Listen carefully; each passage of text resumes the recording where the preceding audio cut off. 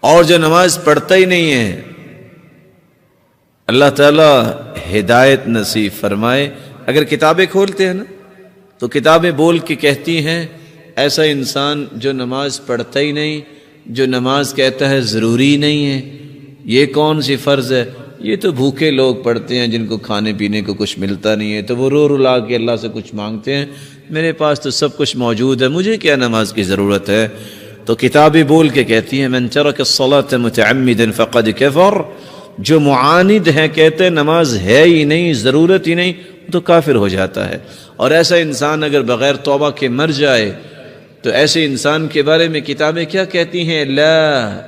یغسل، اس کا غسل کی ضرورت نہیں ہے، ولا یکفن، اس کو کفن کی بھی ضرورت نہیں ہے، ولا یصلی علیہ، اس کا جنازہ پڑھنے کی بھی ضرورت نہیں ہے، ولا یدعى له بالمغفرہ، اس کے بخشش کی دعا کی بھی ضرورت نہیں ہے، ولا یدفن فی مقابر المسلمین، مسلمانوں کے قبرستان میں بھی اس کو دفن کرنے کی ضرورت نہیں ہے۔